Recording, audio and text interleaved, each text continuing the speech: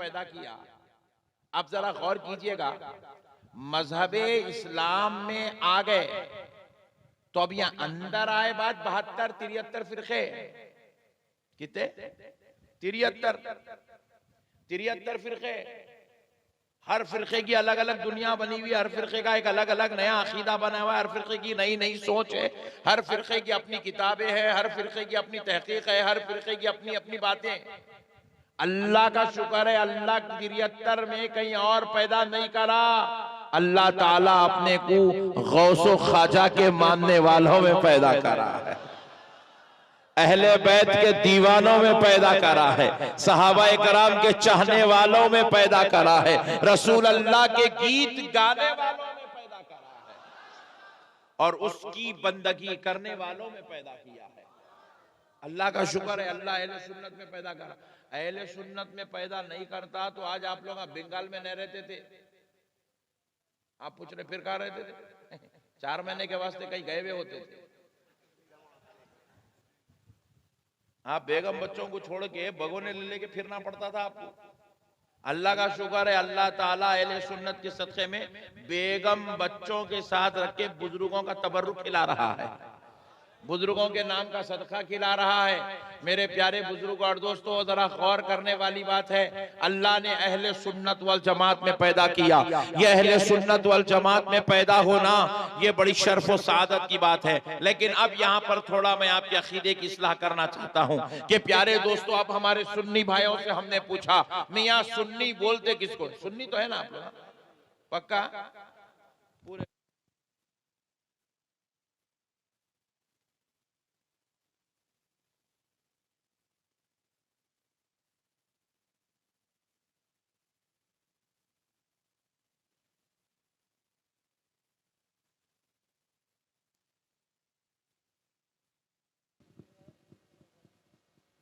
नहीं नहीं नहीं, कुछ नहीं होता, रहने दो, तुम टेंशन रख लो, मसले को समझो दोस्तों।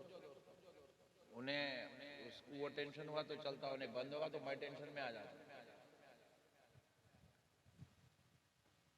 तो अब जरा मसले को समझो प्यारे दोस्तों।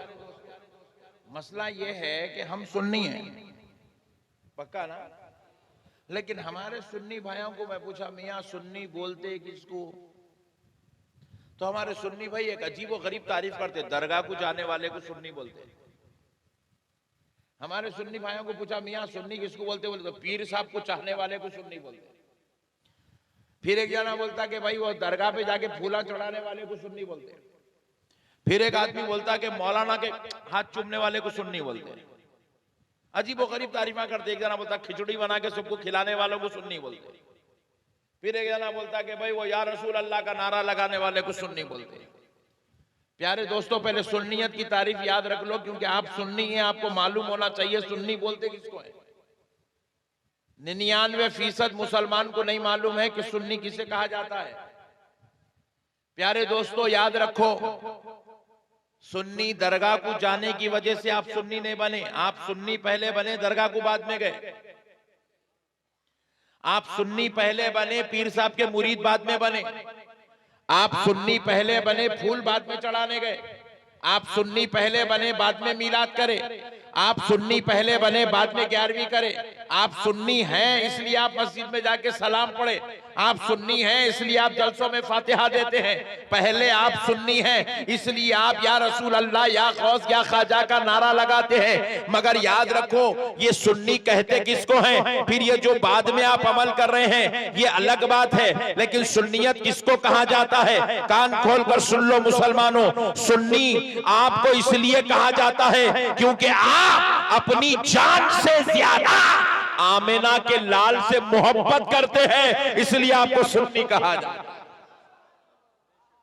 आप अल्लाह को वहदहू ला शरीक मानते हैं और प्यारे मुस्तफा को आलिम गैब मानते हैं, इसलिए आपको सुन्नी कहा जाता है। आप नबी को हाजिर और नाजिर मानते हैं, इसलिए आपको सुन्नी कहा जाता है। आप नबी को लामका का मकी मानते हैं, इसलिए आपको सुन्नी कहा जाता है। आप अपनी जान से ज्यादा, अपने बच्चों से ज्यादा, अपनी बीवी से ज्यादा, अपने माँ बाप से ज्यादा आमिना के लाल से मोहब्बत करते हैं, इसलिए आपको सुन्नी कहा जाता है।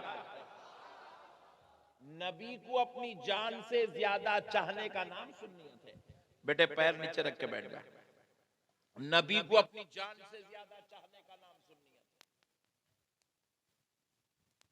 और बाजू वाले मालूम है, बाजू वाले, इनसे हमारा टेंशन नमाज का नहीं है। एक साहब बोले उन्होंने यहां हाथ रख के नमाज पढ़ रहे, बोला यहां रखो, हमारे क्या टेंशन है। अल्लाहु अकबर। अब यहां थे, यहां से यहां आ गए, नहीं अब क़यामत के करीब यहां से यहां हो जाएंगे इंशाअल्लाह। अब जरा गौर कीजिएगा कि भाई हमारा किसी से नमाज का टेंशन, हमारा किसी से दाढ़ी का टेंशन। भाई लोग इतनी बड़ी दाढ़ी छोड़ रहे हैं, इतनी भी छोड़ रहे हैं, इतनी भी छोड़ रहे हैं, बस की यहाँ भी आ गई, चोटी डालने के अंदर डाल ले रहा। चल रहा भाई सिस्टम, नए नए लोग मार्केट के अंदर नए नए खजूरा आते रहते हैं, अजीब और गरीब तमाशे। तो अब जरा मसले को समझो, हमारा टेंशन किसी से दाढ़ी का भी नहीं है। भाई तेरी प्रॉपर्टी कहां तक छोड़ता छोड़ ले। प्यारे बुजुर्ग और दोस्तों याद रखो, हमारा किसी से इख्तिलाफ उसके अमल से नहीं है, तेरे अमल का हिसाब तू देगा। अगर कोई आदमी नमाज नहीं पढ़ा तो अल्लाह मेरी खबर में नहीं पूछेगा कि फुला नमाज क्यों नहीं पढ़ता था। जो नमाज नहीं पढ़ा अल्लाह उससे सवाल करेगा। जो ज़कात नहीं देगा अल्लाह उसकी खबर में उससे सवाल करेगा। जो हज नहीं करता था अल्लाह उससे सवाल करेगा। जो सदकात नहीं अदा करेगा अल्लाह उससे सवाल करेगा। जो माँ बाप की खिदमत नहीं करेगा अल्लाह उससे सवाल करेगा। हमारा इख्तिलाफ किसी से ना दाढ़ी का है, ना नमाज का है, ना रोजे का है, ना ज़कात का है, ना हज का है। मगर फिर आप पूछे हजरत, फिर आप तो अक्सर व बेशतर बदअकीदों के खिलाफ आवाज ललकारते रहते हैं। आप तो बदअकीदों के खिलाफ तकरीरें करते हैं, आप तो बदअकीदों के खिलाफ आवाज बुलंद करते हैं। फिर इख्तिलाफ किस बात का है? कान खोल कर सुनो ऐ सुन्नी मुसलमानों, हमारा बाजू वालों से इख्तिलाफ नमाज रोजा ज़कात हज का नहीं है। हाँ इख्तिलाफ जरूर है, तो इख्तिलाफ फिर किस बात पर है? तो सुन लो, हम सब कुछ तो बर्दाश्त कर सकते हैं मगर मदीने वाले मुस्तफा की गुस्ताखी बर्दाश्त नहीं कर सकते।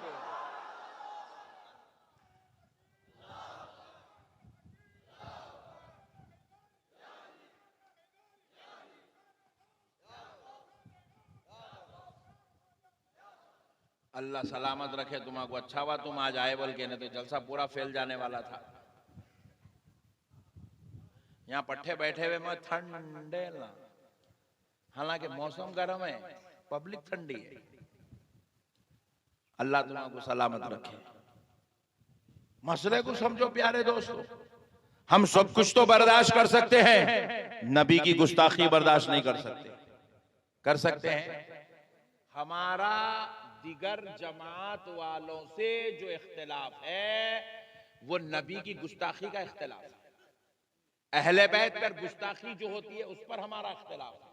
औलिया अल्लाह पर जो गुस्ताखी होती है उस पर हमारा इख्तिलाफ है। सहाबा की जो गुस्ताखी होती है उस पर हमारा इख्तिलाफ है। अइम्मा अरबा की जो गुस्ताखी होती है उस पर हमारा इख्तिलाफ है।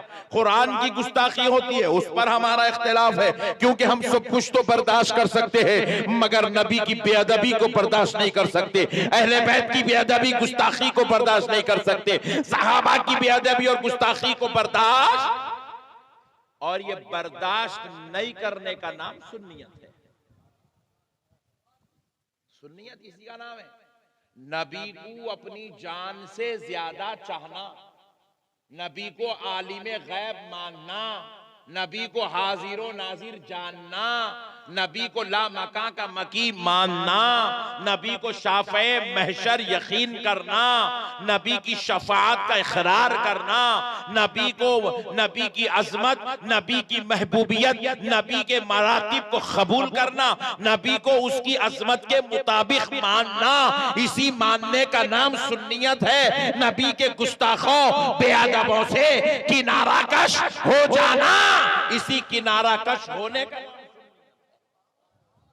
ये बात याद रखो। आप पूछे फिर मौलाना फातिहा देते, सलाम पढ़ते, दरगाह को जाते, चादर चढ़ाते, ये सुन्नियों का अपना अमल है। इसकी वजह से आप सुन्नी नहीं है। ये सुन्नियों की अपनी एक अकीदत है।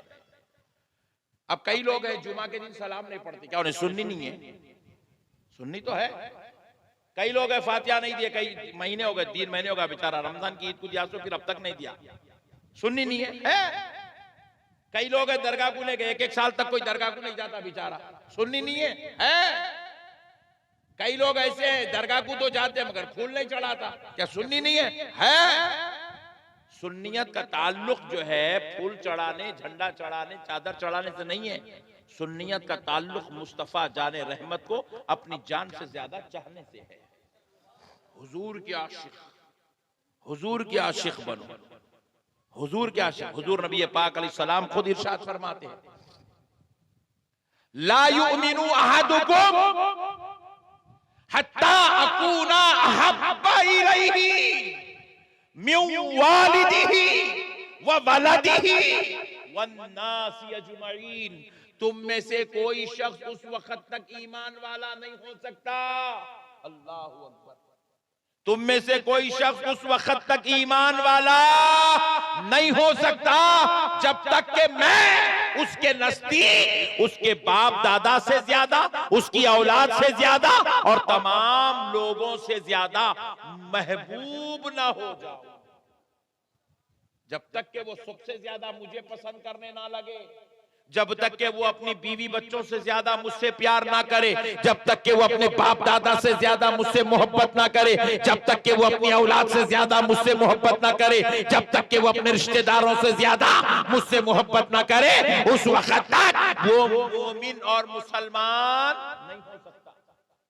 हजरत सैयदना उमर इब्न खत्ताब रज़ी अल्लाह तआला अन्हु एक बार रसूल अल्लाह सल्लल्लाहु अलैहि वसल्लम की मजलिस में तशरीफ लाए। नबी पाक अलैहि सलाम ने पूछा, ऐ उमर बताओ तुम्हारे दिल में मेरी मोहब्बत कितनी है? सुभान अल्लाह। किससे पूछ रहे हैं? हजरत उमर से। अल्लाहु अकबर। हजरत उमर जैसी जलीलुल कदर जात से पूछा जा रहा है, ऐ उमर बताओ तुम्हारे दिल में मेरी मोहब्बत कितनी है? हजरत उमर ने अर्ज किया, या रसूल अल्लाह, मेरे बीवी बच्चों के बाद,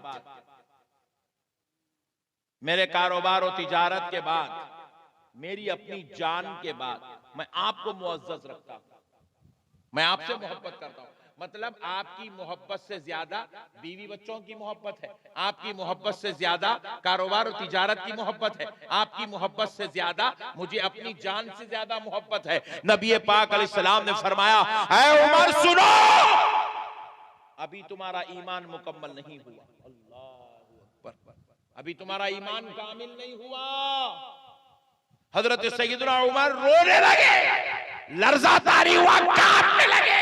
रसूल अल्लाह सल्लल्लाहु अलैहि वसल्लम ने हजरत उमर को अपने सीने अक़दस से लगाया, लगाकर फैज़े नबूवत का मोहब्बत भरा जाम पिलाया, पिलाकर फिर सामने बिठाया, बिठाकर पूछा, है उमर बताओ अब तुम्हारे दिल की क्या कैफियत है? तो हजरत उमर कहने लगे, या रसूल अल्लाह, मैं अपने बीवी बच्चों से ज्यादा, अपने कारोबारों से, तिजारत से ज्यादा आपसे मोहब्बत करता हूं, मगर अभी भी आपसे ज्यादा मुझे मेरी जान से ज्यादा मोहब्बत है, आपसे ज्यादा मैं अपनी जान को मोहब्बत करता हूं। नबी पाक अलैहिस्सलाम ने फरमाया, ऐ उमर अभी भी तुम्हारा ईमान मुकामिल नहीं हुआ।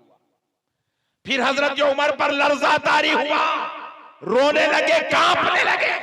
नबी मुकर्रम सल्लल्लाहु अलैहि वसल्लम ने फिर हजरत उमर को लिया, अपने सीने अक़दस से लगाया, आपको जामे नबूवत के मोहब्बत भरे फैजान से सरफराज किया करके फिर पूछा, ऐ उमर बताओ अब क्या हालत है तुम्हारे दिल की? हजरत उमर अर्ज करने लगे, या रसूल अल्लाह, कसम रब्बे जुल जलाल की जिसके कब्ज़े खुदरत में मेरी जान है, अपने बीवी बच्चों से ज्यादा, अपने कारोबार और तिजारत से ज्यादा, या रसूल अल्लाह, हत्ता के उमर अपनी जान से भी ज्यादा आमिना के लाल से मोहब्बत करता।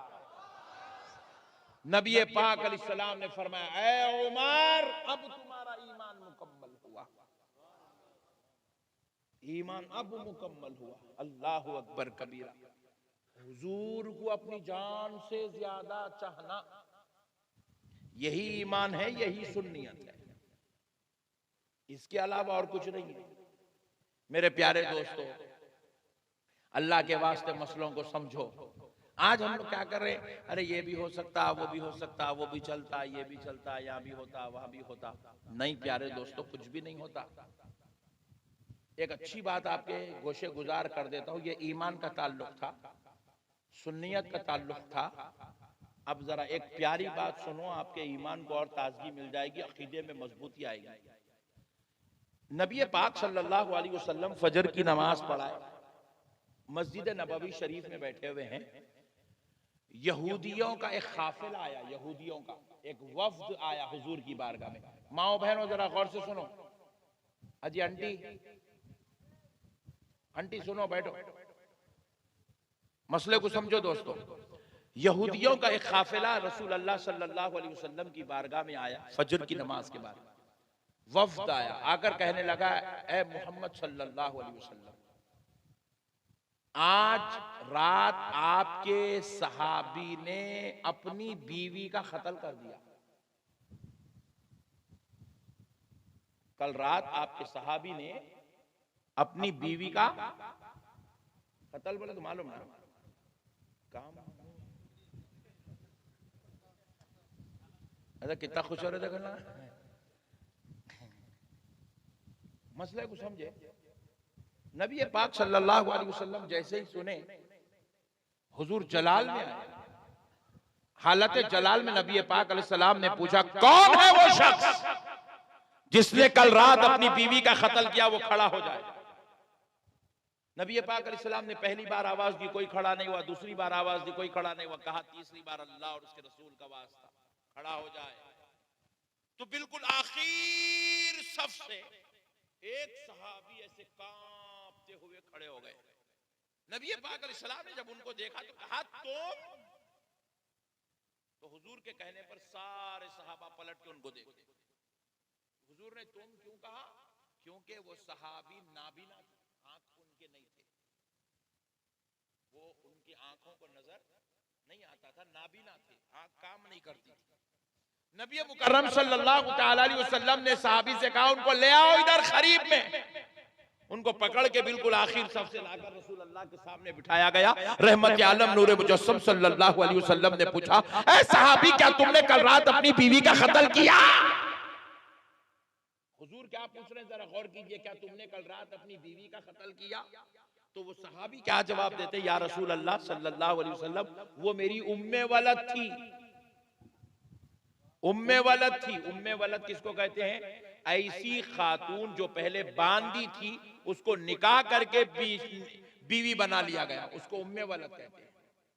अपने निकाह में जिसको लिया गया हो, हालांकि बांदी के साथ तमाम कामों की इजाजत होती है, फिर भी उन्होंने उसको इज्जत का ताज पहनाया, निकाह किया और उसको अपनी बीवी बनाया, उसको उम्मे वलद कहते हैं। या रसूल अल्लाह, वो मेरी उम्मे वलद थी और आका वो मुझसे बेइंतहा मोहब्बत करती थी। अल्लाह अकबर, मुझे बेहद प्यार करती थी।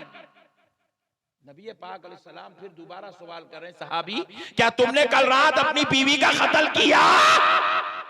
तो वो सहाबी फिर अर्ज करते हैं, या रसूल अल्लाह, वो बड़े अखलाक वाली थी, उसको उसके जरिए से अल्लाह ने मुझे 2 नूर वाले बेटे अता किए थे, वो बेटे भी मुझसे बेइंतहा मोहब्बत करते हैं। या रसूल अल्लाह, वो मेरा बड़ा ख्याल करती थी, वो मेरे लिए इतनी मोहब्बत करती थी, मैं तो आंखों से नाबीना हूं, मगर उसकी आंखों से दुनिया देख लिया करता था। यानी कि मुझे कभी वो नाबीना होने का एहसास होने नहीं देती थी, इतना मेरा ख्याल करती थी। फिर हुजूर तीसरी बार पूछ रहे, ऐ सहाबी, क्या तुमने अपनी बीवी का कत्ल किया? हुजूर पूछ रहे, कत्ल किया? इन्हों तारीफ पे तारीफ कर रहे बीवी। अब तीसरी बार जब हुजूर ने पूछा तो वो सहाबी कहने लगे, या रसूल अल्लाह, वो चंद महीने पहले इस्लाम कबूल की और मैंने उसको इस्लाम कबूल करवा के उससे निकाह कर लिया। या रसूल अल्लाह, जब वो मेरे निकाह में आ गई, निकाह में आने के चंद दिनों बाद उसने आपकी रिसालत पर एतराज किया। अरे आपकी रिसालत पे एतराज क्या बोलते? सुभान अल्लाह बोलता दीवाने, अल्लाह अकबर। एतराज किया भाई, तारीफ नहीं की, बोले एतराज किया। एतराज किया तो सुभान अल्लाह नहीं बोलना, अस्तगफिरुल्लाह बोले, भले ना नहीं मालूम बच्चे। रसूल अल्लाह से कहने, या रसूल अल्लाह, उसने आपकी रिसालत पर एतराज किया। अल्लाहू अकबर। नबी पाक अलैहिस्सलातु वस्सलाम ने जब ये सुना तो पूछा, फिर तुमने क्या किया? कहा, या रसूल अल्लाह, मैं ये सोचा कि ये बेचारी अभी अभी इस्लाम में दाखिल हुई है, मैं इसको नबी की अजमत नहीं बता सका, मेरे नबी का मकाम मर्तबा नहीं बता सका, मेरे नबी की सही तारीफ तौसीफ इसके सामने नहीं जा सकी, इसलिए मैंने सोचा ये गलती मेरी है। लिहाजा उस दिन से मैं उठते बैठते चलते फिरते या रसूल अल्लाह अपनी बीवी के सामने आपकी तारीफें करने लगा, आपकी अजमतें सुनाने लगा, आपकी शान अजमत बयान करने लगा, आपके मुकाम मर्तबे से उसको आगाह करने लगा। मगर या रसूल अल्लाह, इतना सब कुछ सुनने के बाद कल रात उसने फिर से आपकी अजमत पर उंगुश्तुमाई करने लगी, आपकी अजमत पर जुबान दराजी करने लगी, आपकी रिसालत पर एतराज करने लगी। या रसूल अल्लाह, अब मुझे बर्दाश्त ना हुआ, अब मुझे बर्दाश्त ना हुआ, मैं भूल गया कि वो मुझे बहुत ज्यादा चाहती है, मैं भूल गया कि अल्लाह ने उसके जरिए से मुझे दो नूर वाले बच्चे दिए हैं। या रसूल अल्लाह, मैं भूल गया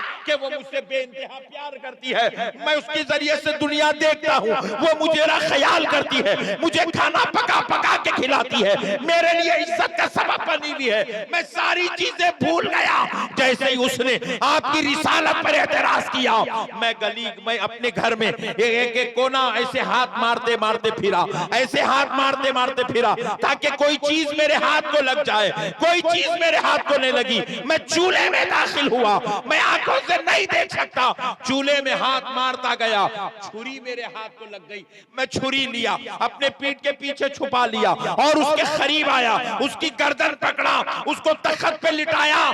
या रसूल अल्लाह, उसने आपकी गुस्ताखी की, मैंने 70 वार करके उसका कत्ल कर दिया। नारे तकबीर, नारे तकबीर, नारे रिसालत, नारे हैदरी, आशिके रसूल, शान अहले बैत, हुजूर सैयद मसरूर रहमत कलीमी का दामन, फैजान कलीमी, बज़्मे ताजुल वराफा, नारे तकबीर, नारे रिसालत।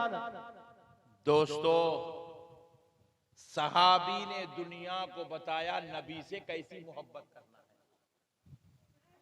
वो बीवी जो अपने शौहर का मुकम्मल ख्याल कर रही है, उसके जरिए से दो नूर वाले बच्चे पैदा हो रहे हैं, बड़े अखलाक का मुजाहरा कर रही है, शौहर का एक एक लम्हा ख्याल रख रही है, सारी चीजें होने के बावजूद सहाबी ने दुनिया को बता दिया, बीवी से जितनी मोहब्बत करते हो उससे करोड़ दर्जा ज्यादा आमिना के लाल से मोहब्बत करो। इसी मोहब्बत का नाम,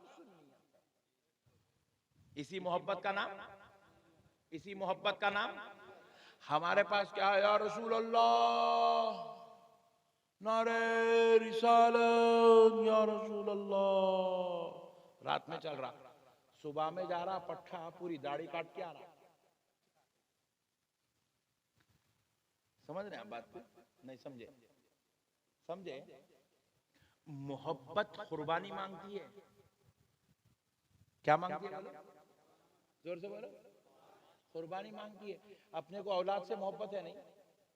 किसकी किसको औलाद से मोहब्बत नहीं है? हाथ उठाओ जल्दी। अब सबको है, सुभान अल्लाह। हाँ, बहुत चालू आदमी आए भाई बंगाल में। चुपी ममता बनर्जी नहीं बैठी हुई है वहां पर, तुम लोगों की चालाकी की वजह से बैठी हुई है, वरना अब तक मोदी साहब घुस गए थे अंदर। मसले को समझो दोस्तों, मसले को समझो प्यारे दोस्तों। औलाद से मोहब्बत करते हो, करते हैं ना? बेगम से भी मोहब्बत है, इसीलिए तुम अपना बंगाल छोड़ के कोई हैदराबाद गया हुआ है, कोई बेंगलुरु गया हुआ है, कोई मुंबई गया हुआ है, कोई मद्रास गया हुआ है। मैं पूछा इतनी दूर कोई बेगम को खाना खिलाना है, बच्चों को स्कूल में पढ़ाना है, अम्मी को अच्छे दवाखाने में इलाज कराना है, अब्बा जान को हज कराना है, उम्रा कराना है। तुम अपने माँ बाप से मोहब्बत करते हो तो कुर्बानी दे रहे हो कि अपना वतन छोड़े हुए हो, अपना गांव छोड़े हुए हो, अपने सगों को छोड़ के दूर जाके बैठे हुए हो, अपने रिश्तेदारों को छोड़कर तुम दूर जा चुके हो, अपने खानदान कबीले को छोड़कर तुम जाकर सैकड़ों हजारों किलोमीटर दूर बैठे हुए हो। क्यों प्यारे दोस्तों? क्योंकि तुम अपनों से मोहब्बत करते हो। मोहब्बत कुर्बानी मांगती है। मोहब्बत फुकट में बैठे बैठे मोहब्बत नहीं होती। मोहब्बत करे तो बच्चों को अच्छा पढ़ाना पड़ता, मोहब्बत करे तो बच्चों को अच्छे कपड़े पहनाना पड़ता, मोहब्बत करे तो बच्चों का ख्याल करना पड़ता, मोहब्बत करे तो बच्चों की दवा का इलाज का इंतजाम करना पड़ता, मोहब्बत करे तो बच्चों को खुश देखने के लिए कुर्बानियां देना पड़ता। अरे ये तो आज नहीं तो कल फना होने वाली मोहब्बत है। जब इसका इतना ख्याल, इसके लिए इतनी कुर्बानी दी जा रही है, तो फिर उस मोहब्बत के लिए कितनी कुर्बानी देना पड़ेगा जो तो दायमी मोहब्बत है। ना वो रसूल से मोहब्बत, ना खुदा से मोहब्बत, ना दुनिया में खत्म होने वाली है, ना महशर में खत्म होने वाली है, ना खबर में खत्म होने वाली है, हत्ता के जन्नत में भी खत्म होने वाली सुभान अल्लाह, सुभान अल्लाह। जन्नत भी मिलेगी तो इसी मोहब्बत के सदक़े में मिलेगी, महशर में नजात भी मिलेगी तो इसी मोहब्बत के सदक़े में, खबर में कामयाबी भी मिलेगी तो इसी मोहब्बत के सदक़े में। तो जब अल्लाह रसूल से मोहब्बत है तो ए बंगाल के वासियों, कान खोल के सुनो, तुम्हें अपने नफ्स की ख्वाहिशात की कुर्बानी देना पड़ेगा। तुम्हारा नफ्स बोलता फजर में सो जा, रे सो जा, हौला होगा क्या, मौलाना के बयाना सुन के सुबह सुबह उठ के फजर पढ़ रहा, पागल, सो जा। नफ्स बोलता नफ्स सो जा, मगर तुम्हें आमिना के लाल की मोहब्बत के लिए उठना पड़ेगा, तुम्हें अपने परवरदिगार की मोहब्बत के लिए उठना पड़ेगा, क्योंकि मोहब्बत बिस्तरों में अदा नहीं की जाती, अल्लाह और उसके रसूल की मोहब्बत मुसल्लों पे अदा की जाती है, मुसल्लों पे अदा की जाती है। इमाम हुसैन ने करबला के मैदान में बतला दिया, ऐ मेरे नबी के उम्मती हो, ऐ मेरे नबी का कलमा पढ़ने वालों, ऐ मेरे नाना का नाम लेने वालों, सुनो, अगर चाहता तो नबी का नवासा मदीने की गलियों में आरामदा बिस्तर डालकर सो सकता था, मगर दीन की हिफाजत के लिए, अल्लाह की खुशनुदी के लिए, नबी की रिजा के लिए हमने मदीने को भी छोड़ दिया, हमने खानदान को छोड़ दिया, हमने रिश्तेदारों को छोड़ दिया, करबला की तपती हुई रेत को पसंद किया, ताकि इमाम हुसैन का नाम जब जब लिया जाएगा तो दुनिया को पता चल जाए कि मोहब्बत बिस्तरों में अदा नहीं होती, मोहब्बत मुसल्लों पे अदा होती। नारे तकबीर। अल्लाह को हाजिर नाजिर जान के बोलो, यहाँ अहले बैत के चाहने वाले कितने हैं, जरा हाथ को उठाओ। अरे वाह, सुभान अल्लाह। ओफो, पहला जलसा देख रहा हूँ, इतने आशिक़ निकल गए, छोड़, सुभान अल्लाह। प्यारे दोस्तों, मसले को समझो, हम अहले बैत के आशिक़ हैं, है ना भाई? सुभान अल्लाह। पूरा मोहल्ला, पूरा गांव, पूरा बंगाल, पूरा हिंदुस्तान, पूरी दुनिया अहले बैत की दीवानी है। अहले बैत का दीवाना नहीं है तो इन्हें मुसलमान ही नहीं है। अहले बैत जाने ईमान है, अहले बैत हमारी जान की जान है। प्यारे दोस्तों, अब जरा मसले को समझो, हम अहले बैत के दीवाने हैं, मगर सुबह फजर की नमाज में मस्जिद में जाके देखे तो एक सफ भी मुश्किल से अदा नहीं हो रही। इतने आशिक़ां आज जलसे में आ गए, इमाम हुसैन की मोहब्बत में, मौला अली की मोहब्बत में, इतने आशिक़। आप फजर के टाइम पे पूरे गायब, जोहर में पूरे गायब, असर में पूरे गायब।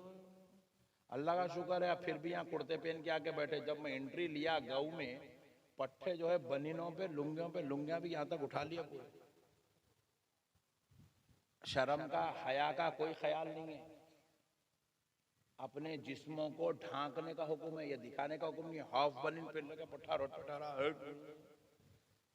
फिर भी वो शरीफ है बेटा, हाफ बनीन पहन के फेटा। बास तो इतने खतरनाक थे, बनीन ये बंगाल का सिस्टम ही चला गया। लोग यहाँ पे नंगे लंगे रहते भाई। मुंबई में भी इतने लंगे नहीं रहते, बंगाल में जितने लंगे रहते। नहीं रहना, बरहाना जिस्म रहना शरीयत में मना है। आपको गर्मी हो रही ना तो ये पतला दिख रहा, देखो ऐसा डाल लेगा बैठ, कपड़ा पहनना, और ये लुंगी चुप उठा उठा के ऊपर नहीं खींच लेना।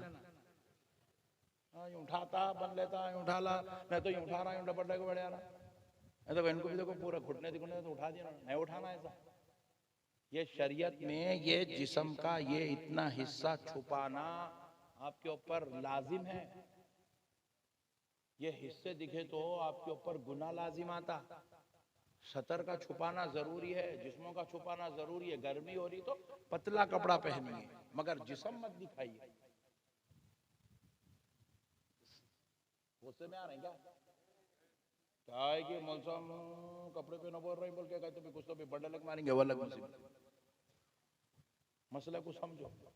शरीयत मुताहरा के मुताबिक जिंदगी गुजारना है अपने को। अपन अपने बाप की जागीर नहीं है, जैसा बोले ऐसा करने का हस्ते। हम गुलाम है। हम क्या है, जोर से बोला, हम क्या है? ये गुलाम पर एक बात बोलता हूँ, लेकिन पहले जो बात बोल रहा था वो बात सुना के आगे बढ़ता हूँ। हम लोग आशिक है ना अहले बैत के। हम आशिक है तो हमारा काम क्या है? हम अपनी सरकारों के नक्शे कदम पे चलना।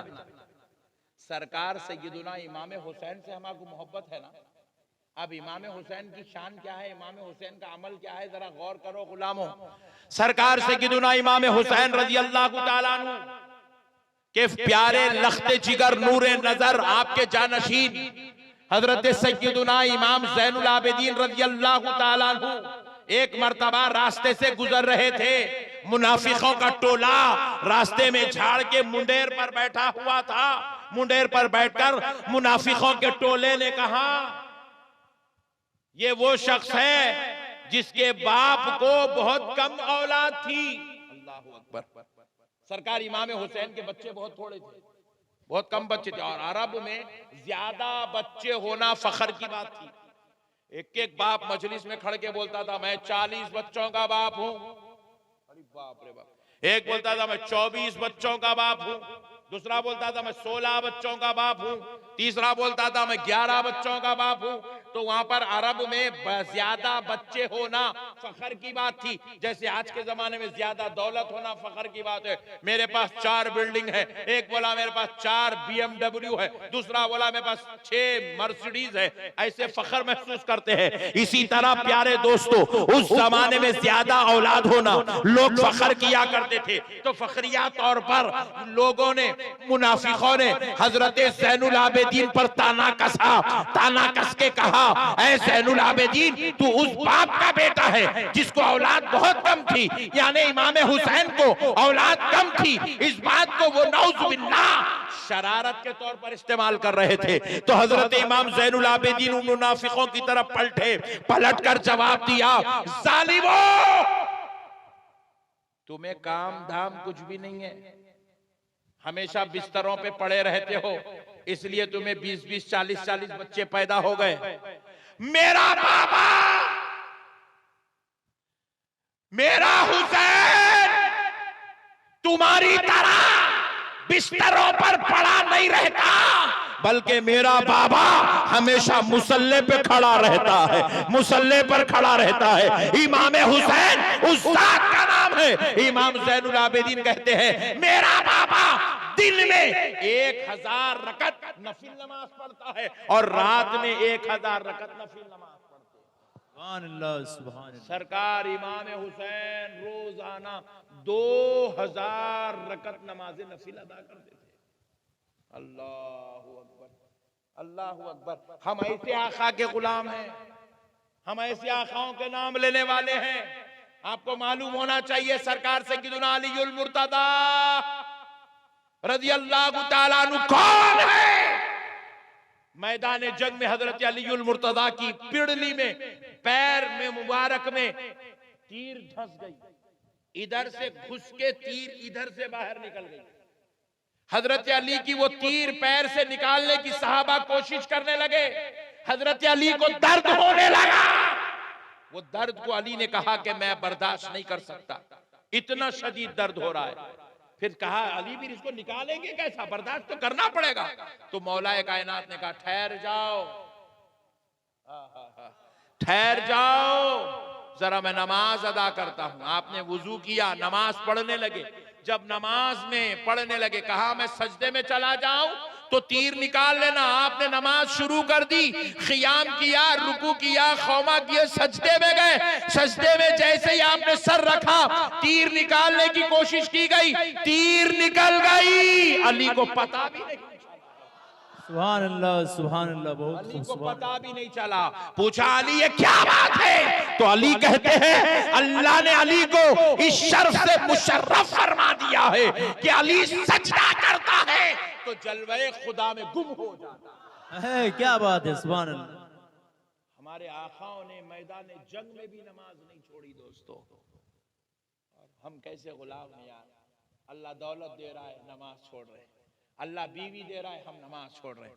अल्लाह औलाद दे रहा है, हम नमाज छोड़ रहे हैं। अल्लाह कारोबार दे रहा है, हम नमाज छोड़ रहे हैं। अल्लाह तिजारत दे रहा है, हम नमाज छोड़ रहे हैं। अल्लाह ताला इज्जत दे रहा है, हम नमाज छोड़ रहे हैं। अल्लाह ताला सारे इज्जत के मकाम मर्तबों से सरफराज कर रहा है, हम इबादत जैसी मुकद्दस चीज को छोड़ के बैठे। आप बुरा नहीं मानना मेरे प्यारो। मोहब्बत देखो, आप मेरे को मोहब्बत बोले, नक्शबंदी साहब से बहुत बुलाओ, नक्शबंदी साहब को बुलाओ, नक्शबंदी साहब को बयान होना, नक्शबंदी साहब का बुला। आप बुला लिए, मैं घर से एयरपोर्ट से फ्लाइट लेके कलकत्ता, कलकत्ता से ट्रेन लेके फरक्का, फरक्का से कार लेके सीधा आपके गांव। इतने ट्रांसपोर्ट चेंज करते करते सुबह 7 बजे घर से निकला, रात में 9 बजे आपके पास पहुंचा, 14 घंटे मुकम्मल जर्नी करके आया। आप इतना मुझे दूर बुलाए क्यों साहब? क्योंकि आपके दिल में मोहब्बत है। क्या है? और मेरे दिल में आपकी मोहब्बत है। मैं भी धुआंधार तकरीर आपको सुना दिया। आप उसके बाद जाते हो, जाओ अल्लाह हाफिज मुसब जाओ। अबे मैं बोला हाथों का चुमरा, नजराना ला पहले, चल। बात समझ में? नहीं, मोहब्बत है। ये फुगट की मोहब्बत तुझ रख ले बाबा। मोहब्बत काम की हो ना। सुभान अल्लाह, सुभान अल्लाह। बेगम को बोल रहे, बेगम मैं आपसे बहुत मोहब्बत करता हूं। I love you darling, my sweet heart. सब बोल रहे हैं। रमजान की ईद आई, साड़ी नहीं बना रहे, सूट नहीं बना रहे। बेगम बोली जान दो, गरीब है बेचारा, पैसे नहीं होंगे, उनकी खामोश हो गई। बकरीद आ गई, सूट नहीं, साड़ी नहीं, उन्हें खींच के पंच देती उन्हें। बेगम मैं बहुत मोहब्बत करता हूं। मुर्दा निकलो तेरी मोहब्बत का, कपड़े ही नहीं बना रखा है की मोहब्बत नहीं आई। बात समझ में आई? मोहब्बत में कुछ करना पड़ता। खाली मोहब्बत मोहब्बत बोल के भामटे बात करे तो मोहब्बत नहीं होती।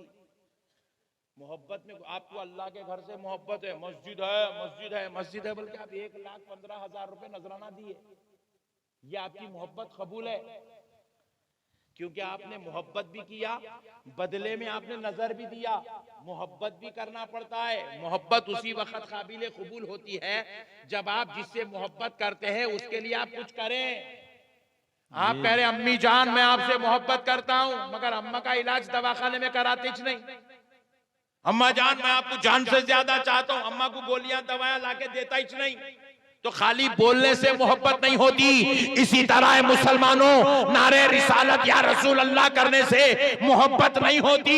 मोहब्बत अगर है तो मुस्तफा की एक एक सुन्नत को अदा करना पड़ेगा, खुदा के सामने सजदे अदा करना पड़ेगा।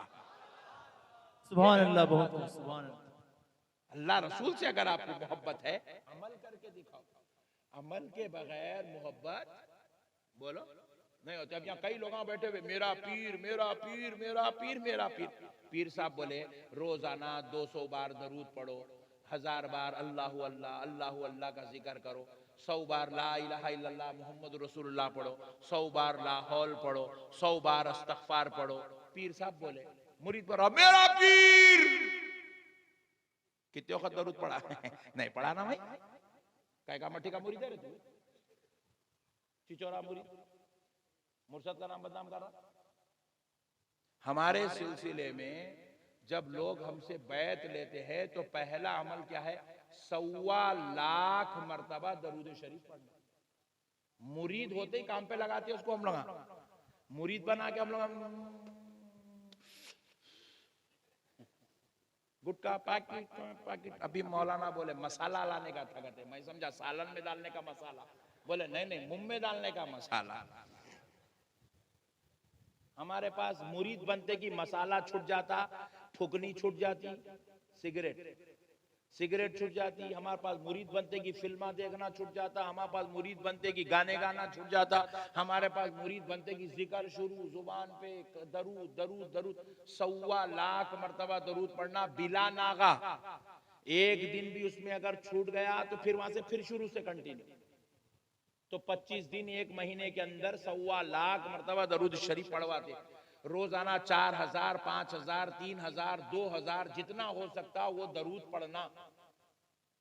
हमारे अब कुछ मुरीदीन हज्जे बैतुल्लाह के लिए गए हुए हैं, मीना में एक कुरान, हरम शरीफ के अंदर बैठ के, काबतुल्लाह के सामने बैठ के एक कुरान, फिर उसके बाद रसूल अल्लाह सल्लल्लाहु अलैहि वसल्लम की जियारत को जाएंगे, वहां रसूल अल्लाह की बारगाह में खदमों में बैठ के फिर एक कुरान। पूरा हज होने तक कम से कम 4 से 5 कुरान की तिलावत करवाते। फिर हज के पूरे दिनों में कुरान के अलावा 1.25 लाख मरतबा, इसको कहते हैं ज़कात, दरूद की ज़कात। मुहर्रम का महीना आ गया, या मुहर्रम का महीना आ गया, मोहम्मद, अली, फातिमा, हसन, हुसैन, इस नामों की ज़कात। शाबान का महीना आ गया, रजब का महीना आ गया, या अल्लाहु, या रहमानु, या रहीम की ज़कात। ज़कात का मतलब 1.25 लाख मरतबा पढ़ना। मुरीद का मतलब है, मुरीद जब मुर्शिद के हाथ में हाथ दे दे तो मुर्शिद की तालीमात पर अमल करके मुरीद अल्लाह का मुखर्रिब बनना, मुरीद अल्लाह के करीब होना, मुरीद के दिल में अल्लाह की मोहब्बत दाखिल होना, मुरीद के दिल में अल्लाह का प्यार आना, मुरीद के दिल में रसूल अल्लाह के दीदार का जज्बा पैदा हो, मुरीद के दिल में अहले बैते अतहार की कामिल मोहब्बत दाखिल होना। मेरे प्यारे बुजुर्ग और दोस्तों, आप मसले कुछ, हमारे पीर साहब हमको नसीहत ना कर रहे हैं, हम लोग हमारी नहीं कर रहे, कुछ भी अमल नहीं। दरूद पढ़े बेटे नहीं पढ़े, लाहौल पढ़े बेटे नहीं पढ़े, कलमा पढ़े बेटे नहीं पढ़े, इस्तगफार पढ़े बेटा नहीं पढ़े, फिर क्या पढ़ा रहे बड़े भाई तू? बस खाली मुरीद है, हम मुरीद है, ऐसी मुरीदी नहीं चलेगी दोस्तों। एक बात याद रखो, पहले एक बात सुन लो, मुरीद होने का मकसद क्या है। बहुत बड़ी बात समझा रहा हूं आपको, दूसरे मुर्शदा नहीं समझाते हैं। आज की महफिल भाई से बरकत है, सुन लीजिए मुरीद होने का मकसद क्या है। हमारे दादा पीर हुजूर सैयदुना अब्दुल्ला शाह साहब क़िबला नक्शबंदी मुजद्ददी खादरी रहमतुल्लाह अलैह मुहद्दिस दकन हैं, बहुत बड़े बुजुर्ग वली कामिल खुतबियत के दर्जे पर फाइज थे। हमारे दादा पीर सरकार मुहद्दिस दकन अबुल हसनात हजरत सैयद अब्दुल्ला शाह साहब क़िबला रहमतुल्लाह अलैह आप इरशाद फरमाते हैं, अल्लाह ताला बंदे के दिल में मुर्शिद की मोहब्बत डालकर, मुरीद के दिल में मुर्शिद की मोहब्बत डालकर मुरीद को मुर्शिद के करीब करता है। और अब मुर्शिद का काम है मुरीद के दिल में अल्लाह की मोहब्बत डालकर उसको अल्लाह के करीब करना। मुर्शिद का काम क्या है? मुरीद को अल्लाह के करीब करना, अल्लाह के करीब करना, ये मुर्शिद का काम है। तो इसीलिए प्यारे दोस्तों, आपके मुर्शिद ने तो आपको अल्लाह के करीब करने के लिए मुरीद बनाया है, लेकिन आप है अल्लाह के करीब होना ही नहीं चाहते, आप हैं कि जिक्र अस्कार करना ही नहीं चाहते, आप है नमाज की पाबंदी करना नहीं चाहते। तो खुदारा है मुसलमानों, ये बैत का सिलसिला आपने गलत समझा है। कई लोग अपने आप को कहते हैं हम मुरीद हैं, हमें पूछा माशाल्लाह, वेरी गुड, बहुत अच्छी बात है, किसके मुरीद हैं आप? फुला फुला साहिब के मुरीद हैं, माशाल्लाह। क्या तालीमात है? नहीं मालूम। क्या आपको वजीफे दिए? नहीं मालूम। क्या आपका मुराक़बा है? नहीं मालूम। क्या आपकी खल्क़ की कैफियत है? नहीं मालूम। रूहानी तौर पे आप कौन सी मंजिल में हैं? आप खाशिईन की मंजिल में है, आप तव्वाबीन की मंजिल में है, आप मुहिब्बीन की मंजिल में है, आप राकिरीन की मंजिल में है, आप किसकी मंजिल में बैठे हुए हैं? ऐसा मौल साहब ये सब मंजिला होते? अरे मेरे को मालूम ही नहीं है मौल साहब। हम लोग कई को मुरीद होते मालूम, नाम के साथ खादरी लिखने, चिश्ती लिखने, नक्शबंदी लिखने, सोहरवर्दी लिखने, रजवी लिखने, अशरफी लिखने, ये वो लिखने का सब मुरीद होते। हट, मेरे नाम के साथ लिख दो मैं खादरी हूं, नहीं प्यारो, आप अपने मुर्शिद से फैज लो, फैज। उनके कल्ब से अपने कल्ब को जोड़ो, जोड़ के उनके रूहानी पावर को हासिल करो, करके अपने कल्ब को ऐसा रोशन, ऐसा रोशन, ऐसा रोशन करो कि ये कल्ब खुदा के रहने की जगह बन जाए। सुभान अल्लाह। मोमिन का दिल मकाने खुदा है। मोमिन का दिल क्या है? मकाने खुदा, अल्लाह का घर है मोमिन का दिल। अल्लाह कहाँ रहता? आप पूछे बुजुर्गों से तो अल्लाह फरमाए मोमिन के दिल में, बुजुर्ग फरमाए अल्लाह मोमिन के दिल में रहता है।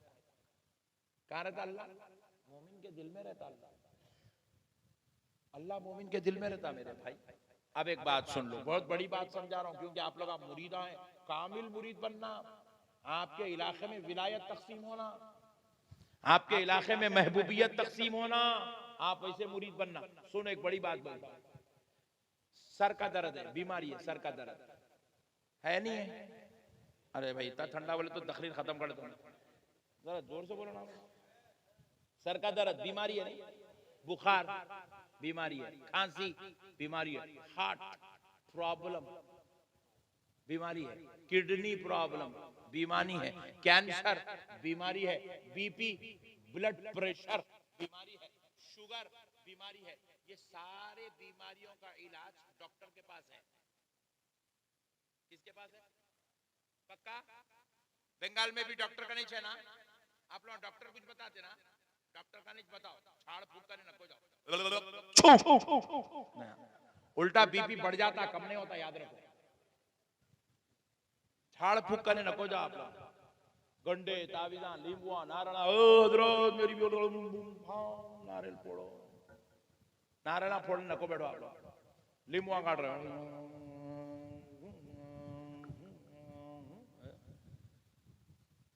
लींबू काटे तो सालन खट्टा होता, आदमी का जिन नहीं उतरता।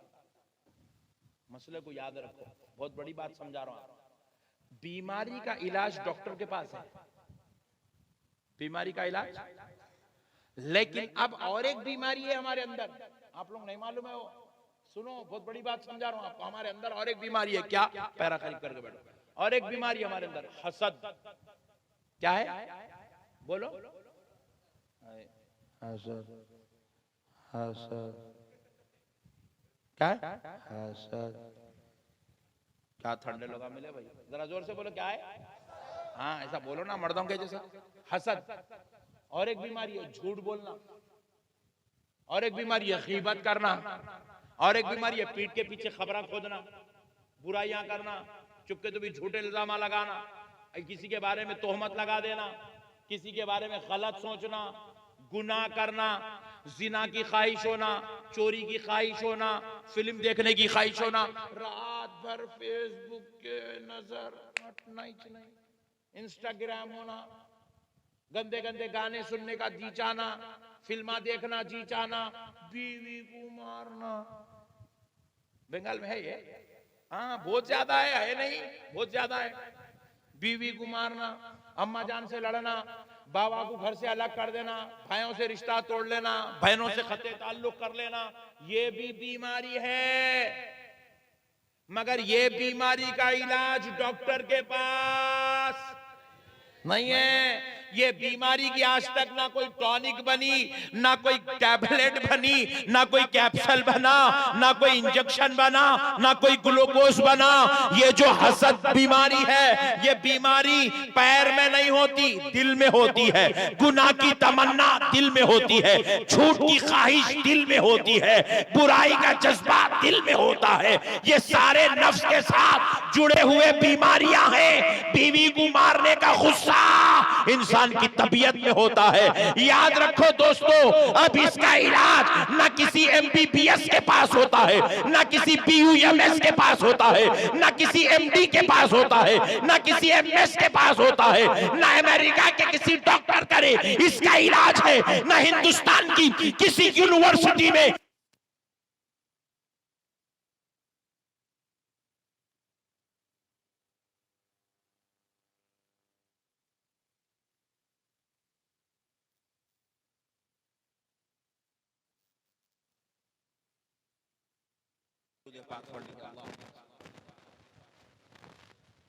ममता बनर्जी से मेरी मुलाकात हुई तो उनको जरूर बोलूंगा कि बयान के बीच में 2 मरतबा लाइट चले गई थी हमारे तेलंगाना में। दोस्तों, इस बीमारी का इलाज पीर की बारगाह में होता है। कहाँ होता बोलो? पीर क्या करता? मुरीद के दिल पे नजर रखता, दिल पे। अच्छा एक मसला और समझा दे तो ईमान ताजा हो जाना आप लोग। मुरीदी, पीरी मुरीदी के बारे में अच्छी बात मालूम हो जाना आप लोग। देखो मैं जुब्बा पहन के बैठा, मगर जेब इधर है नहीं, इधर नहीं है। राइट साइड में नहीं रहता जेब, लेफ्ट साइड में रहता। तुम लोग कहाँ है? लेफ्ट साइड में है? अरे आओ, लेफ्ट साइड में है सबको। वेरी गुड, इनको भी लेफ्ट में चाहिए। तुम लोग को लेफ्ट में। चाचा पैर करीब करके बैठो, उलमा की तरफ पैर नहीं करना। बिजली कड़क के गिर जाती है। अदब करना, अदब। मुरीद का पहला, शरीयत का पहला सबक क्या है? तहारत। शरीयत का पहला सबक बोलो, जोर से बोलो। शरीयत का पहला सबक, तरीक़त का पहला सबक अदब। तरीक़त का पहला सबक, तरीक़त का पहला सबक, मुरीद को मुर्शिद की बारगाह में जाके पहले क्या चीज सीखना है? अदब। क्योंकि वहां पे आपका अदब ही चलने वाला है। अदब, दिल की तहारत नहीं है, वो मुरीद साफ कर, मुर्शिद साफ करता बाद में। पहले आप अदब वाले बनना। अदब, आपको चुम्मा चट्टी आना, पहले आपको झुकना आना, आपको हाथ जोड़ना आना, तो आप सरफराज हो। वहां जाके हाँ मौलवी साहब मैं वजू कर लेके आया हूँ, बोले तो अबे जाबे निकल यहाँ से, चल किचोरे, दिमाग खराब कर रहा है। वजू करके आया तो जाओ वहां जाके पढ़ने से पड़ा, निकल। बात समझ में आई? बारगाह में अदब होना चाहिए, अदब। सुभान अल्लाह। तो अर्ज कर रहा था मैं,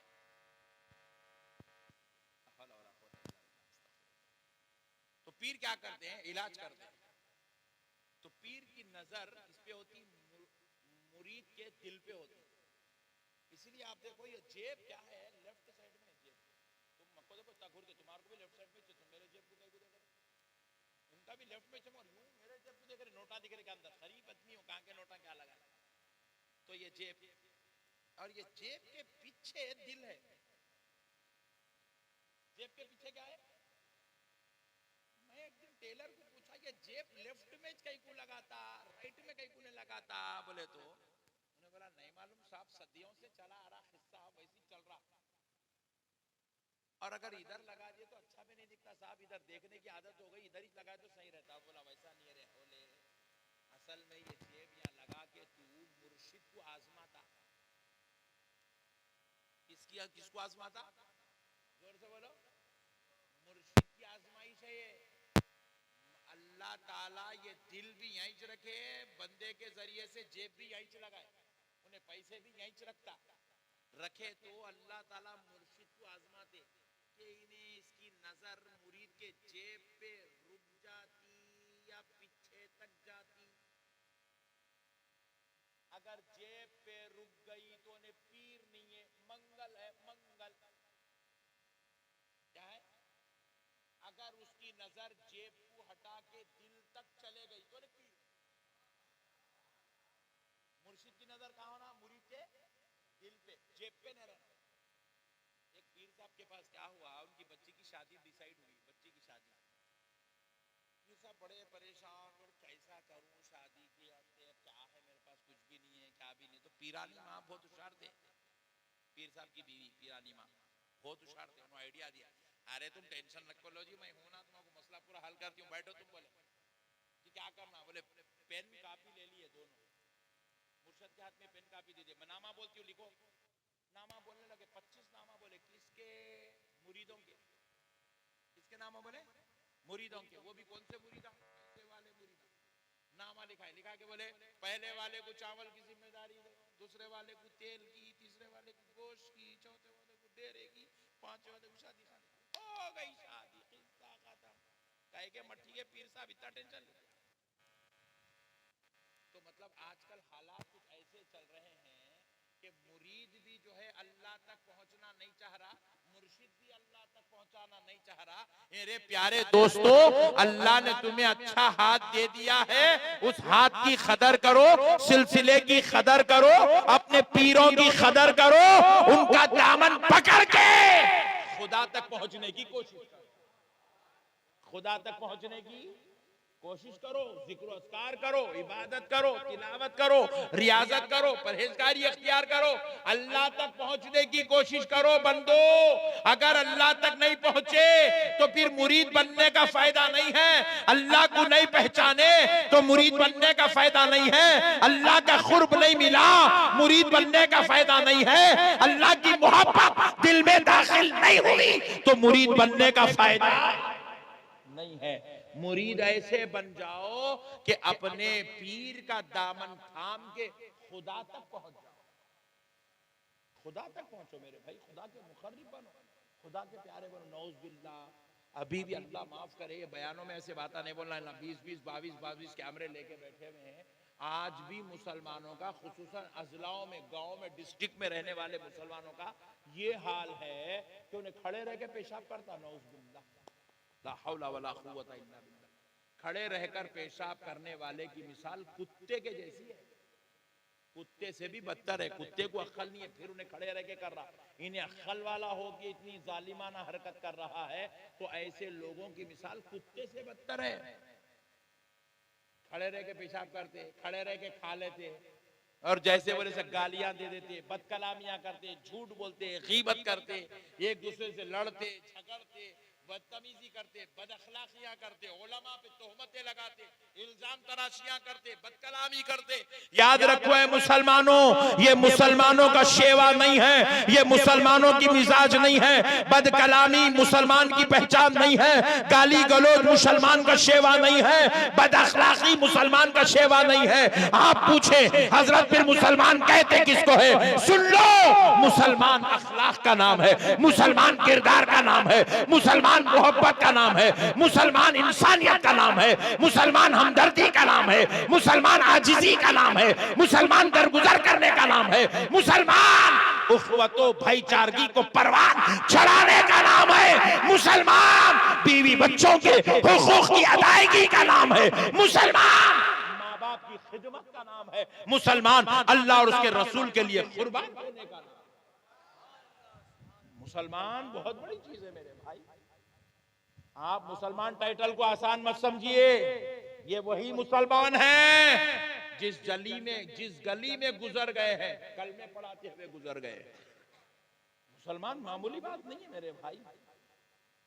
जिसने हिंदुस्तान की, हिंद की धरती पर 90 लाख लोगों को कलमा पढ़ाया, ये शान सिर्फ एक मुसलमान की ही हो सकती है, ये शान सिर्फ एक मुसलमान की हो सकती है।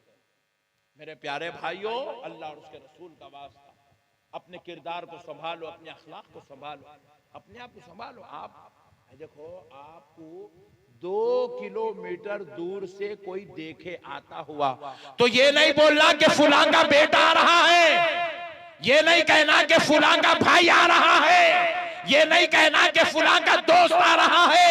देखने वाला कहे देखो देखो, मदीने वाले मुस्तफा का गुलाम आ रहा है। आपकी हमारी पहचान बन जाना, गुलामे रसूल, आशिक़े अहले बैत, फिदायाने औलिया, ये हमारी पहचान बन जाना मेरे भाई। मैं उम्मीद करता हूं कि आप इसकी तरफ तवज्जो करेंगे इंशाअल्लाह। जोर से बोलिए, करेंगे। हम सुन्नी है ना, सुन्नियत कुर्बानी मांगती है, सुन्नियत कुर्बानी मांगती है। सुन्नियत ऐसा वैसा काम नहीं है, मनमानी कर लिए, जैसा चाहे जिंदगी गुजार लिए, हा हू कर लिए, इसका नाम सुन्नियत नहीं है। सुन्नियत कुर्बानी मांगती है। आपको वो काम करना पड़ेगा जो आमिना के लाल ने चाहा है, वो काम करना पड़ेगा जो अल्लाह ने चाहा है। मेरे प्यारे दोस्तों, अब जरा गौर करो, मैं एक मिसाल देता हूं, आशिक कैसा होता है। आशिक बनेंगे इंशाअल्लाह। आशिक कैसा होता है, एक मिसाल सुनो, क्योंकि हम रसूल अल्लाह के चाहने वाले, हम रसूल अल्लाह के मानने वाले, रसूल अल्लाह से प्यार और मोहब्बत करने वाले, सुनो है मुसलमानों, आशिक कैसा होता है। एक सहाबी रसूल सल्लल्लाहु अलैहि वसल्लम अपने घर में लेटे हुए हैं, उनकी अहलिया, उनकी बीवी ने मोहब्बत में क्या किया, ये लेफ्ट साइड की छोटी, लेफ्ट हैंड की छोटी उंगली को उन्होंने यहां मेहंदी लगा दी, टॉप पे मेहंदी। उनकी बीवी ने रात में मेहंदी लगा दिया। वो बेसहाबी खामोश हो गए, वे बेचारी मोहब्बत में लगा रही है, लगा लें, तो खामोश हो गए। सुबह उठे, वो मेहंदी चले गई, झड़ गई, रंग चढ़ गया मेहंदी का, बोलिए, रंग चढ़ गया। जब मेहंदी का रंग चढ़ा तो वो सहाबी उसी रंग के साथ रसूल अल्लाह सल्लल्लाहु अलैहि वसल्लम के दरबार में तशरीफ लाए। आकाए दो जहां रहमत आलम नूरे मुजस्सम सल्लल्लाहु अलैहि वसल्लम अपने सहाबा को दर्स दे रहे थे, गुफ्तगू फरमा रहे थे। दौरान गुफ्तगू नबी की नजर सहाबी की करंग उंगली पर पड़ी तो नबी पाक अलैहिस्सलाम ने जब सहाबी की उस छोटी उंगली को देखा तो आका अलैहिस्सलाम ने कहा, सहाबी तुमने ये क्या लगाया है? तो वो अर्ज करने लगे, या रसूल अल्लाह, कल रात मेरी अहलिया ने मेरे हाथ पर ये मेहंदी लगाई है, ये उसी का रंग चढ़ा हुआ है। नबी पाक ने अपना चेहरा फेर लिया, सहाबी पर क़यामत गुजर गई। अर्ज करने लगे, या रसूल अल्लाह, आका आप पर मेरे माँ बाप कुर्बान, हुजूर मेरे से नजर मत फेरिए, या रसूल अल्लाह मुझसे नजर मत फेरिए। नबी पाक अलैहिस्सलाम ने कहा, सहाबी मेरे उम्मत के मर्दों पर मेहंदी नापसंदीदा अमल है। सहाबी अब तुम एक काम करो, शहर मदीना से बाहर चले जाओ, जब तक ये मेहंदी का रंग नहीं जाता वापस नहीं आना,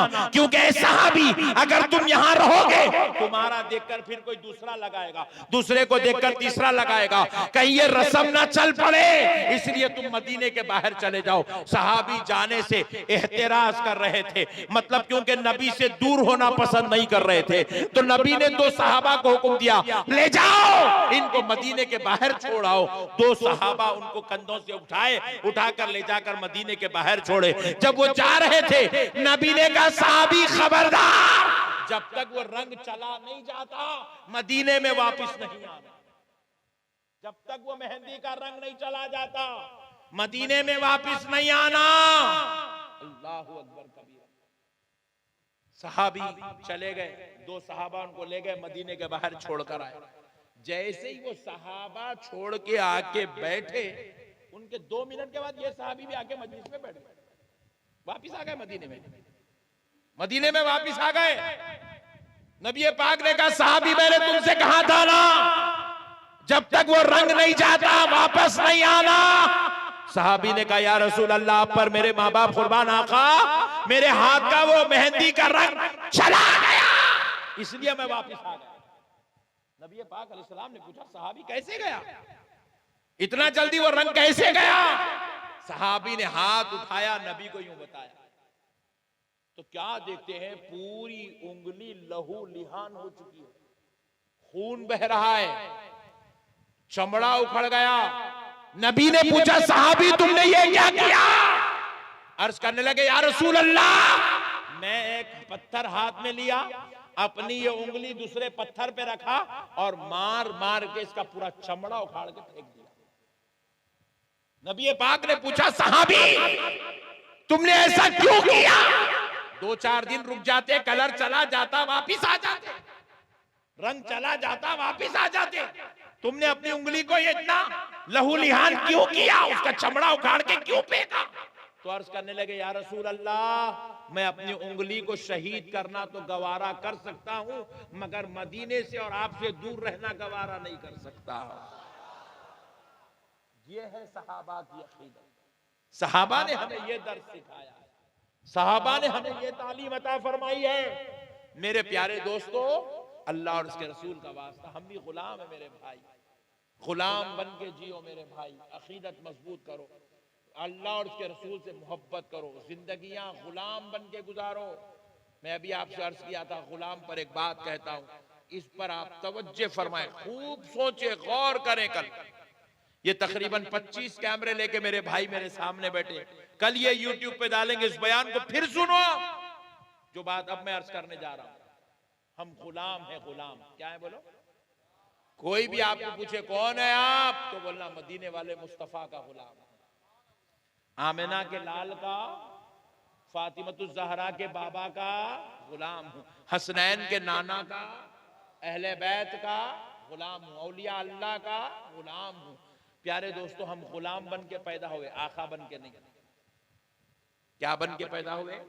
गुलाम बन के, आका बन के पैदा नहीं हुए। आका बन के तो वो मदीने वाले पैदा हुए हैं, नबी और नबी के घर वाले आका बन के पैदा हुए, और हम नबी के गुलाम बन के पैदा हुए। नबी के घर वालों, अहले बैत के, उनके सहाबा के गुलाम बन के पैदा हुए।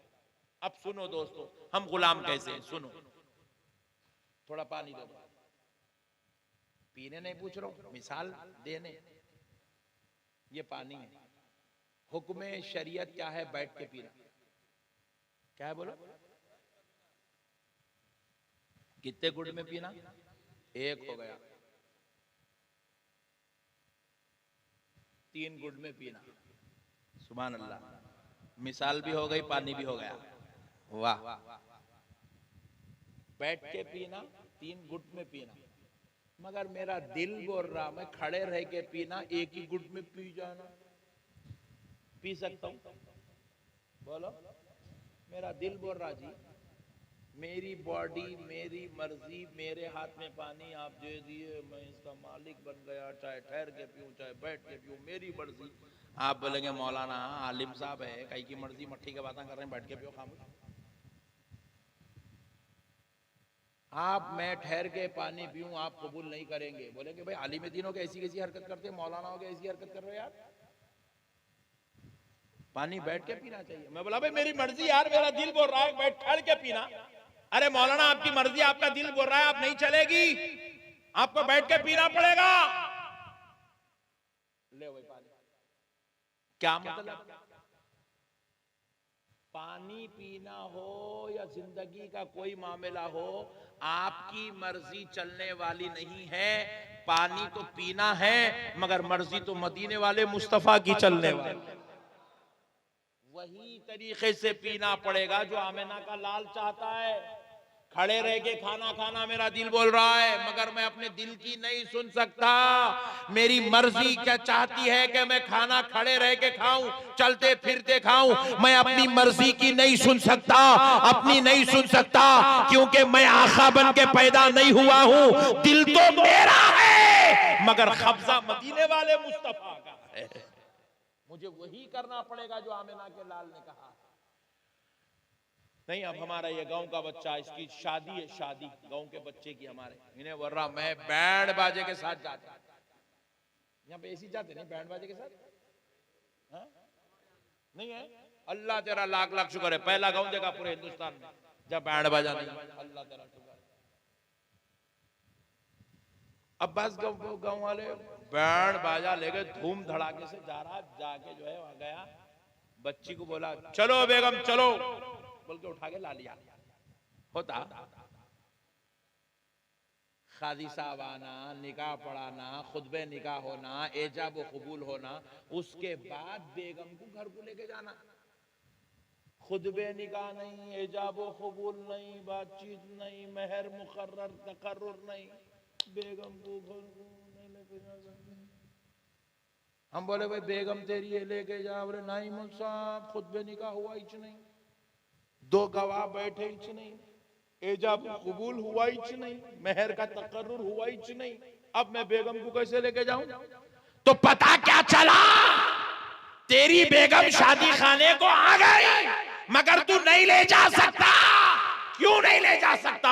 क्योंकि बेगम तो तेरी है मगर वहां पर हुकूमत, इख्तियार, शरीयत तो उसी की चलेगी जिसका नाम मुहम्मदुर रसूलुल्लाह है। हम आका बन के पैदा नहीं हुए यार, हम गुलाम बन के पैदा हुए। चेहरा हमारा है, खोट लेते बैठे, नहीं चलेगी, नहीं चलेगी। आपके चेहरा है मगर आपको अपने चेहरे पर वो दाढ़ी रखना पड़ेगा जिसकी मोहब्बत मदीने वाले मुस्तफा से जुड़ी हुई है, जिसका ताल्लुक नबी पाक से जुड़ा हुआ है। क्योंकि चेहरा आपका है मगर हुकूमत आमिना के लाल की है। मेरे प्यारे दोस्तों, मसलों को समझो, दीन समझदारी का नाम है। हम गुलाम बन के पैदा हुए, गुलामी इख्तियार करो। जब तक आप गुलाम बन के रहेंगे सरफराज रहेंगे। जिस दिन आप गुलामी छोड़ देंगे, प्यारे दोस्तों, जलील और रुस्वा आज भी हो रहे हैं, कल भी होंगे। आज क्या बात है भाई, हमारे ऊपर जालिम हुकूमतें मुसल्लत हो रही है। हर दिन हमारा रास्ता तंग होते जा रहा है, हर दिन हमारी शरीयत की धज्जियां उड़ाने की कोशिशें हो रही है, हर दिन हमारे से इख्तियारात छीनने की बात हो रही है, हर दिन हमारी जो है प्रियोरिटी जो है वो खत्म करने की बात हो रही है, हर दिन हमारे को जो है निचले तबके में डालने की कोशिश और मुनज़्ज़म साजिश चल रही है। उसके बाद हमारा दुश्मन कामयाब भी हो रहा है। वजह क्या है मुसलमानों? वजह बस इतनी है कि हमने उस परवरदिगार की इबादत करना छोड़ दिया, हमने आमिना के लाल के तरीके को छोड़ दिया, जो तरीके पर जब तक हम गामजन थे, जब तक हम उस तरीके को, उस साथ को पकड़े हुए थे, हम 313 थे, मगर हम पूरी दुनिया पे गालिब थे। मैदान बदर में 73 थे, मगर इस्लाम को बचाने वाले थे। आज हम करोड़ों की तादाद में है, शरीयत नहीं बचा सक रहे हैं, इस्लाम नहीं बचा सक रहे हैं, कुरान की बेअदबी से नहीं बचा सक रहे हैं। पता क्या चला, हम करोड़ों में तो आ गए हैं, लेकिन दिलों में ईमान कमजोर हो गया है, अकीदतें कमजोर हो गई है, नबी से ताल्लुक कमजोर हो गया है, इस्लाम से मोहब्बत कमजोर हो गई है। इसलिए आज हम जलील और रुसवा हो रहे हैं। खबरदार हो मुसलमानों, अगर कामयाब होना चाहते हो, सरफराज होना चाहते हो, दुनिया में भी कामयाब, आखिरत में भी कामयाब होना चाहते हो, तो कान खोल कर सुनो, कामयाबी दौलत में नहीं है, कामयाबी मुकाम मर्तबे में नहीं है, कामयाबी ओहदों और मनसब में नहीं है, कामयाबी इज्जत में नहीं है, कामयाबी किसी और मनसब में नहीं है। फिर आप पूछे कहां है, तो दिल में 5 मर्तबा मुअज्जिन मस्जिद से अजान दे देकर दुनिया को सुना रहा है, हय्या अलल फलाह, हय्या अलल फलाह, हय्या अलल फलाह, हय्या अलल फलाह। आओ कामयाबी की तरफ। कामयाबी तुम्हारे माल में नहीं है, तुम्हारे ओहदों में नहीं है, तुम्हारे कारोबार में नहीं है, तुम्हारी तिजारतों में नहीं है, खानदानों कबीले वालों के बीच में नहीं है, दोस्तों अहबाब के साथ नहीं है। कामयाबी रब की बारगाह में सजदा करने में कामयाबी, अल्लाह की इबादत में कामयाबी, अल्लाह के जिक्र में कामयाबी है। दिलों का इत्मीनान किसी की गुलामी करने में लिखा हुआ नहीं है। मालदारों, रईसों, अमीरों के पीछे उनके जूतियां पकड़ के फिरने में रखा हुआ नहीं है। दोस्तों कान खोल कर सुन लो, दिलों का इत्मीनान अल्लाह ताला कुरान पाक में कहता है, अला बिज़िक्रिल्लाहि तत्मइन्नुल कुलूब। तुम्हारे दिलों का इत्मीनान अल्लाह के जिक्र में है। किसमें है? जोर से बोलो, और जोर से बोलो, अल्लाह के जिक्र में। आज 24 घंटे गुजर गए, एक मर्तबा भी हमें अल्लाह याद नहीं आता।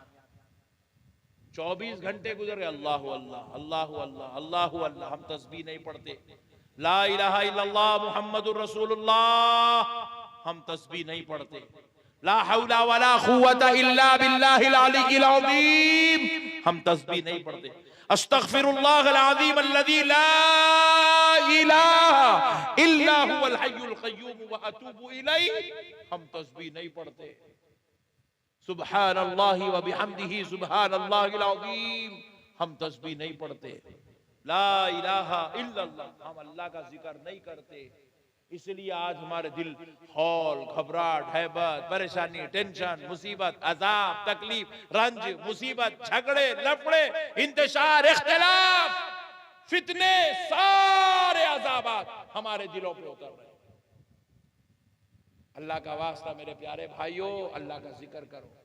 अपने घरों में बैठ के कुछ भी नहीं, 100 मरतबा ला इलाहा इल्लल्लाह मुहम्मदुर रसूलुल्लाह, 100 मरतबा दरूद शरीफ, 100 मरतबा तस्बीह मलाइका सुभानअल्लाहि व बिहम्दिही सुभानअल्लाहिल अज़ीम, 100 मरतबा लाहौल, 100 मरतबा इस्तिग़फ़ार पढ़ो मेरे भाई, पढ़ो।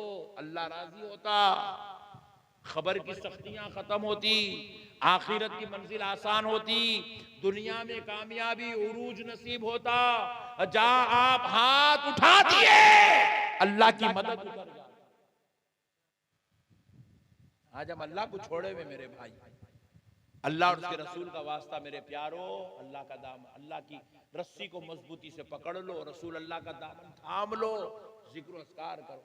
एक अच्छी बात सुना तो आपके दिल में दीन का जज्बा पैदा करने के लिए रसूल अल्लाह सल्लल्लाहु अलैहि वसल्लम इरशाद फरमाते हैं, जब आप सफर करो, सफर घर से निकलते ना, जा रहे हैं सफर करो, तो हुजूर ने फरमाया सफर करते वक्त एक मर्तबा सफर के शुरू में, ए बाबू, ए कैमरामैन आई ले, ये क्या है रे भाई, जब आप सफर शुरू करें, हदीस शरीफ में रसूल अल्लाह फरमाए एक मर्तबा आयतल कुर्सी पढ़ लो। कितने मर्तबा? एक मर्तबा आयतल कुर्सी। आयतल कुर्सी पढ़े तो 1 मिनट में 3 टाइम पढ़ सकते, 1 मिनट में 3 टाइम। इतनी छोटी आयत है वो आयतल कुर्सी, मगर उसकी शान देखो क्या है।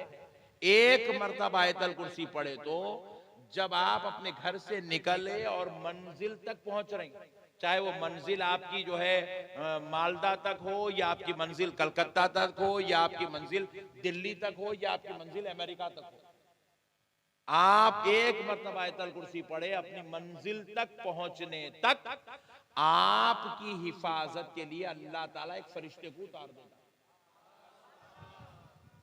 हादसात की मौत नहीं आती वो शख्स को जो मंजिल पे पहुंचने से पहले घर से निकलते वक्त आयतल कुर्सी पढ़ लेता। कितने बार?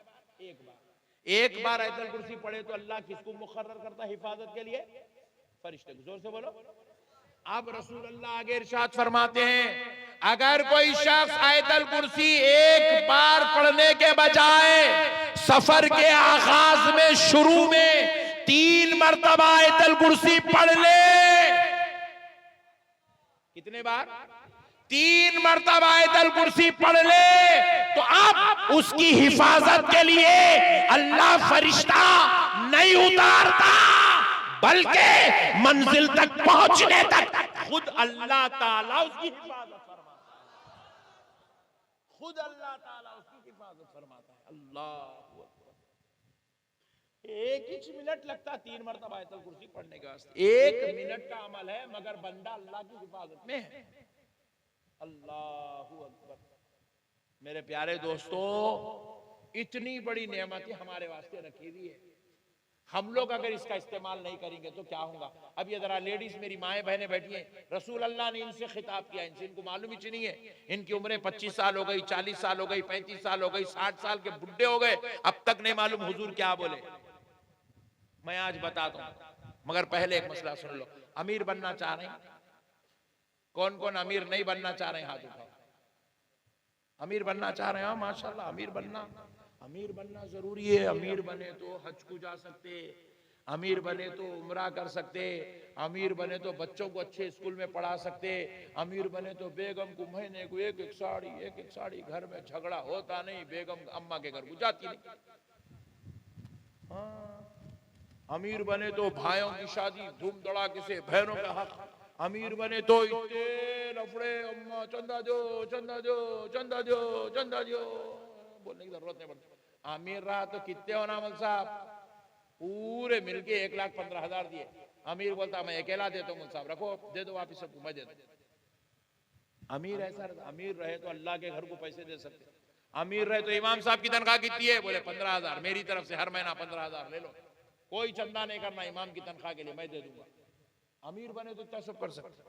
आप भी अमीर बनेंगे इंशाअल्लाह। मैं एक अमीर बनने का वजीफा बताता हूँ, फ्री में, सुभान अल्लाह, फ्री में। मैं आपको हदीस की किताब से बता रहा हूँ, ये वजीफा हकीकत में रसूल अल्लाह ने बताया है। रसूल अल्लाह ने बताया है अमीर बनने का वजीफा। रसूल अल्लाह फरमाते हैं अपनी औरतों को सूरे वाक़िया सिखाओ। हदीस शरीफ है, रसूल अल्लाह ने फरमाया अपनी औरतों को सूरे वाक़िया सिखाओ, क्योंकि जिस घर में सूरे वाक़िया की तिलावत होती है उस घर में दौलत उतरती है, गरीबी का खात्मा हो जाता है। सूरे वाक़िया पढ़ने वाले लोग कभी गरीब नहीं होते, पैसे आते उनके पैसे तिजोरी। आज से कौन कौन सूरे वाक़िया पढ़ेंगे? जल्दी हाथ उठाओ, सुभान अल्लाह। हाँ, पैसे बोलते पूरे हाथ उठा रहे, देख लिया हमने। और तंच नहीं उठाए, देखो औरतें बोलते मीठे मीठे बातें करो मौलाना, कुरान पढ़ना नहीं बोलना हमारे को बोलते। रसूल अल्लाह फरमाया, रसूल अल्लाह सारी कायनात की आका, खुदा की कसम, रसूल अल्लाह सल्लल्लाहु अलैहि वसल्लम ने फरमाया, अगर कोई तुमसे कहे कि मशरिक से निकलने वाला सूरज मगरिब से निकला तो यकीन कर लो, कोई कहे मगरिब में डूबने वाला सूरज मशरिक में डूबा तो यकीन कर लो, और कोई कहे मोहम्मद की कही हुई बात गलत हो गई तो इस पे यकीन मत करो। बोले हुजूर फरमाए, मेरा कही हुई बात गलत नहीं हो सकती, खुदा की कसम नहीं हो सकती। मेरे नबी की हर बात हक है, वही इलाही है, मेरे नबी की हर बात अल्लाह के हुक्म से है। मेरे प्यारे दोस्तों, रसूल अल्लाह की बताई हुई तालीमात पे अमल करो, जिक्र अस्कार करो, वज़ाइफ करो, इबादत करो, तिलावत करो। खूब अपने घर को कुरान की तिलावत से, जिक्र अस्कार से सजाओ, नमाज की पाबंदी करो, बातहारत रहो। हदीस शरीफ है, रसूल आज़म सल्लल्लाहु अलैहि वसल्लम इरशाद फरमाते हैं, बगैर तहारत, क्या, जोर से बोलो, बगैर तहारत अगर कोई आदमी एक कदम चलता है, कितने, एक कदम चलता है, ये दोनों पैरों के बीच में जितने कंकर आ गए ना, वो सारे कंकर, वो रेत के जर्रात उसके लिए बद्दुआ करते हैं, अल्लाह इसको हलाक कर दे। बगैर तहारत चलने वाले के लिए जमीन के जर्रात बद्दुआ करते हैं, ऐ अल्लाह इसको हलाक कर दे, ऐ अल्लाह इसको हलाक कर दे, ऐ अल्लाह इसको हलाक कर दे। इसीलिए बाज बुजुर्गों ने फरमाया, बगैर तहारत रहने वालों की उम्र छोटी हो जाती है, उनकी उम्रों में बरकत खत्म हो जाती है जो लोग बगैर तहारत रहते हैं, उनके माल में बरकत खत्म हो जाती है जो लोग बगैर तहारत रहते हैं, उनके घरों में से बरकत उठा ली जाती है, रहमत उनके घरों से रोक दी जाती है जिस घर में लोग बगैर तहारत के रहते हैं। अल्लाह अल्लाह। मेरे प्यारे दोस्तों, दीन सीखो, दीन सीखने का नाम है, समझने का नाम है। कुरान की तिलावत करो, अल्लाह का जिक्र करो, खूब अपने परवरदिगार को राजी करने की कोशिश करो। उम्मीद करता हूं कि आप हजरात इंशाअल्लाह मेरी इन गुजारिशात पर, इन बातों पर अमल करेंगे, अल्लाह को राजी करने की कोशिश करेंगे, जिक्र अस्कार कुरान की तिलावत से अपने आप को मुज़य्यन करेंगे, सुन्नियत का झंडा मजबूती से अपने हाथ में लेके फिरेंगे, बदअकीदों, बेदीनों, बदमज़हबों से कभी कोई ताल्लुक नहीं रखेंगे और आशिकाने रसूल की सोहबत में बैठकर जिंदगी गुजारेंगे। वमा अलैना इल्लल बलाग।